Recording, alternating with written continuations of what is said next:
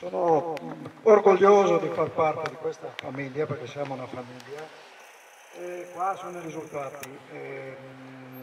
Siamo partiti 3 anni fa, guardando un attimino le database dei nostri mezzi e ci siamo accorti che erano datati 2004, quindi con dei problemini anche tecnici. Quindi parlando con il nostro assessore Battacini e con i funzionari della regione che sono sempre attenti alle nostre richieste, abbiamo un attimino così messo giù un piano di investimento. È chiaro, i mezzi costano e piano piano siamo riusciti a inserirli nel progetto. Questo è un risultato che abbiamo già presi altri l'anno scorso, questa è la seconda tranche. Piano piano il nostro intento è di gradualmente, veramente, secondo l'anzianità del mezzo. Io ringrazio l'assessore Bottacini perché la regione ci è sempre stata vicina, però diciamo sempre col metodo, cioè voi avete delle richieste, cercatele, motivatele soprattutto. Quindi è stato fatto sicuramente che i risultati ci sono. E anche per il 2019 la regione, la protezione civile, l'altra settimana abbiamo sottoscritto la nuova convenzione 2019, no?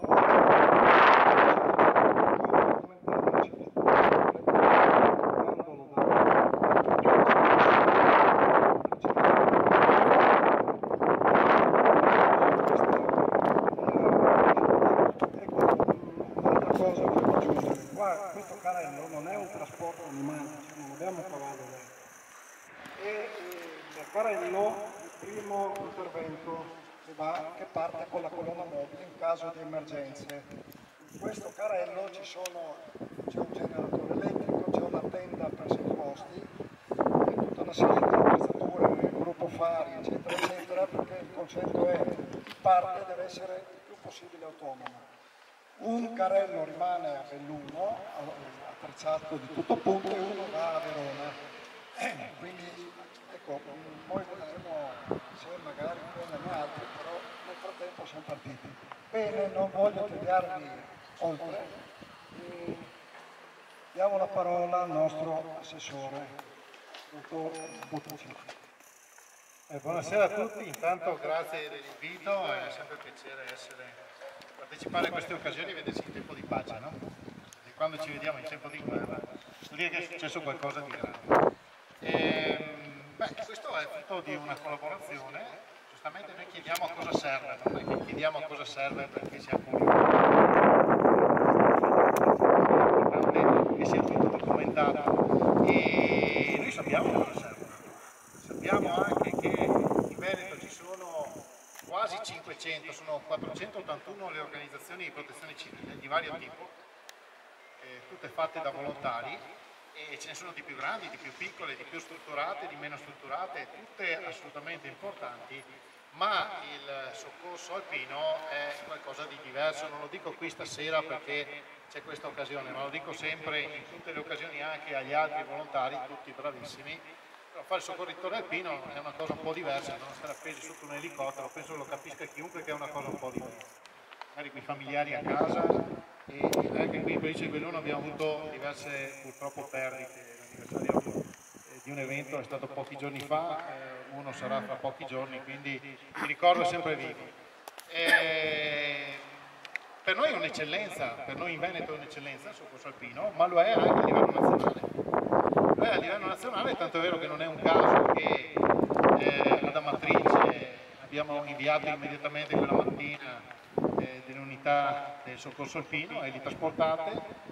Non è un caso che la notte della tragedia dell'hotel Rigopiano ci sia stato richiesto esplicitamente l'intervento del soccorso alpino del Veneto. E infatti, guarda caso, alcuni sono partiti a Sospirolo con l'elicottero, ma l'elicottero poteva partire la mattina, e invece subito da Verona i mezzi a terra si sono mossi durante la notte, e quindi anche il fatto di avere un carrello a Verona e uno a Belluno probabilmente no, rispecchia anche delle esperienze passate che hanno dato questa indicazione.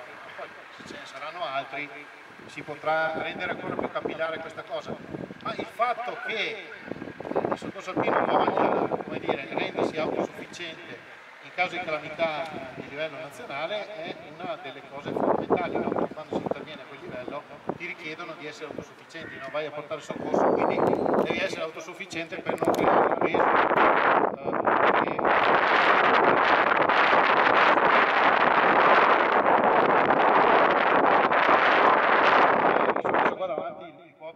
dell'Alpago, perché sono sicuro che non mi investe, almeno spero, insomma. No, a parte le battute, sono mezzi che vanno a sostituire mezzi che in alcuni casi erano un po' vecchiotti, e credo che insomma la strada intrapresa sia quella giusta, sia quella che garantisca maggiore efficacia nel soccorso e maggior tempestività e maggior sicurezza anche per i soccorritori, oltre che per i soccorsi intesi in filiere soccorso. Ecco, visto che c'è la stampa, lanciamo un appello, è già stato fatto in questi giorni in più occasioni, insomma, i sentieri. Io sono stato in Val Bisende 2 giorni fa, no? Tanto lavoro è stato fatto, tanto lavoro c'è ancora da fare. E se ci sono sentieri impraticabili, fatene altri, voglio dire, no? Cioè, ce ne sono talmente tanti, non mettiamoci in difficoltà da soli e cerchiamo di passare dove è possibile passare, non mettiamoci in difficoltà e soprattutto pensiamo che se ci mettiamo in difficoltà poi potremo creare dei problemi, inutili rischi anche per i soccorritori, che a casa hanno familiari, hanno anche loro, sono persone normali, quindi non è che qui nessuno è, come dire, Superman, no? Sappiamo tutti voi meglio di chiunque altro, quindi io spero e lancio questo appello ai turisti ma anche ai locali, alla popolazione locale, affinché si presti sempre maggiore attenzione a questi aspetti. Io ringrazio il Soccorso Alpino per tutto quello che fa quotidianamente e per quello che farà quotidianamente, è un servizio assolutamente importante, è un servizio fondamentale per le nostre comunità e credo non serva aggiungere altro, no? Io non faccio altro che essere portavoce di quello che è il sentimento comune della gente. No? Abbiamo visto in occasione dei funerali a seguito della caduta dell'elicottero, no? C'erano 2 eventi importanti quel giorno in provincia di Belluno, no? C'era il Presidente della Repubblica ad Auronzo e c'era il funerale a Belluno, ma le persone presenti in Piazza Duomo, dico piazza perché in chiesa non ci si stava più di tanti, sono la concreta testimonianza del fatto che la gente vi vuole bene in maniera incondizionata e anche il Presidente della Repubblica presente ad Auronzo diventava assolutamente secondario.